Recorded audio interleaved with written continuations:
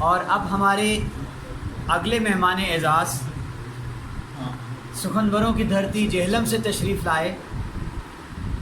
اب کسی کی کوئی خوبی نہیں دیکھی جاتی، اب کسی کی کوئی خوبی نہیں دیکھی جاتی، لوگ یہ دیکھتے ہیں کون کہاں پہ کم. ملتمس ہوں بسط ادب جناب اقبال قمر سے کہ وہ آئیں اور ہم کلام. جناب صدر کی اجازت سے چند اشعار پیش کروں گا کہ آزادی کا جشن بپا ہے شہروں قصبوں گاؤں میں، ایک چراغ جلا رکھا ہے میں نے بھی صحراؤں میں.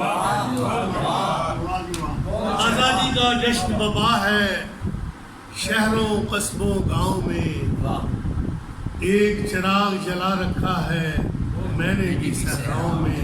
اور میرے دیش کا ہر بچہ رکھوالا اپنی دھرتی کا، میرے دیش کا ہر بچہ رکھوالا اپنی دھرتی کا. بچوں میں خود آ جاتے ہیں وصف جو دیکھے ماہوں میں. اور پاکستان کی برکت ہے یہ سر جو اٹھا کر چلتے ہیں، پاکستان کی برکت ہے یہ سر جو اٹھا کر چلتے ہیں. بیٹھنے کے لائق ہیں ہم بھی دنیا کے داناؤں میں. یہ خالص دیش کا شعر ہے کہ پاکستان میں رہنے والوں باہر آ کر دیکھو تو فرق نظر آ جائے گا پھر تم کو دھوپ اور چھاؤں میں. پاکستان میں رہنے والوں باہر آ کر دیکھو تو فرق نظر آ جائے گا پھر تم کو دھوپ اور چھاؤں میں. آزادی کا جشن بپا ہے شہروں قصبوں گاؤں میں، ایک چراغ جلا رکھا ہے میں نے بھی خوبصورت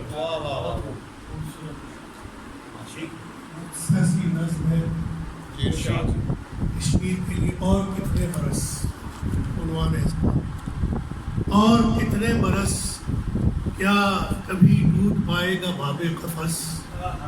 اور کتنے برس وقت کی آندیاں یوں اڑاتی رہیں گی ہمیں در بدر، جیسے انسان نہیں ہم تو ہیں خار و خس.